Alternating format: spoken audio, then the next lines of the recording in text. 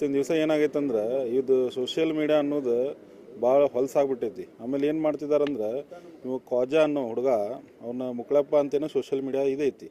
ಅವನೇನು ಮಾಡ್ತಿದ್ದಾನೆ, ಒಂದು ಹಿಂದೂ ಹೆಣ್ಮಕ್ಳು ಕರ್ಕೊಂಡು ಅವಹೇಳನಕಾರಿ ವಿಡಿಯೋಸ್ ಮಾಡ್ತಾ ಇದ್ದಾನೆ. ಏನೋ ಒಂದು ವಿಡಿಯೋ ಮಾಡ್ಯಾನ ಮೊನ್ನೆ 3 ಮಂದಿ ಜೊತೆ ಫಸ್ಟ್ ನೈಟ್ ಅಂತ, ಹಿಂದೂ ಹೆಣ್ಮಕ್ಳು ಕರ್ಕೊಂಡು ಕುಂಕುಮ ಹಚ್ಕೊಂಡು 3 ಮಂದಿ ಜೊತೆ ಫಸ್ಟ್ ನೈಟ್ ಅಂತ ವಿಡಿಯೋಸ್ ಮಾಡೋದು. ಆಮೇಲೆ ಮೊನ್ನೆ ಒಂದು ಗಣಪತಿ ಇದೆ, ಕುಡ್ಯಾಕೆ ಹೋಗ್ರಿ, ಕುಡ್ಯಾಕೆ ಪಟ್ಟಿ ಎತ್ತನ್ ಬರ್ರಿ ಅಂಥದ್ದು ಅವಹೇಳನಕಾರಿ ನಮ್ಮ ಹಿಂದೂ ಧರ್ಮದ ಬಗ್ಗೆನೇ ಅವಹೇಳನಕಾರಿ ಇಂಟೆನ್ಷಲಿ ವಿಡಿಯೋಸ್ ಮಾಡತ್ತಾನೆ. ಆಮೇಲೆ ಒಂದು ಸೋಷಿಯಲ್ ಮೀಡಿಯಾದಾಗ ಬಿಡೋದು, ಇವತ್ತು ನಾ ಇವನ ಹೆಂಡತಿ ಮದುವೆ ಆದೆ ಇಂಥ ವಿಡಿಯೋಸ್ ಹಾಕತ್ತಾನೆ.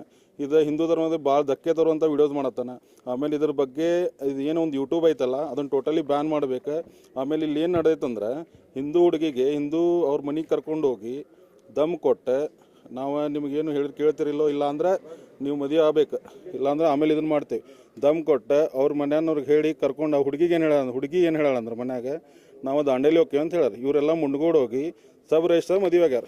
ಇದು ನೋಡ್ರಿ, ಇದರ ಫೇಕ್ ಡಾಕ್ಯುಮೆಂಟ್. ಅಡ್ರೆಸ್ನು ಚೇಂಜ್ ಐತಿ. ಅಡ್ರೆಸ್ ಏನೈತಿ, ಗಾಂಧಿನಗರ ಮುಂಡ್ಗೋಡು ಅಂತ ಐತಿ. ಅವನು ರೆಸಿಡೆನ್ಸಿ ಇರೋದು ಇಲ್ಲಿ ಇದ್ರಾಗದ ಧಾರವಾಡ ಹೆಬ್ಬಳ್ಳಿ ಫಾರ್ಮ್ ಕಡೆ ಬಾಜು ಹಿಂದ್ಗಡೆ ಐತಿ. ಅವ್ರ ರೂರಲ್ ಸ್ಟೇಷನ್ ಅಂಡರ್ ಬರ್ತೈತಿ.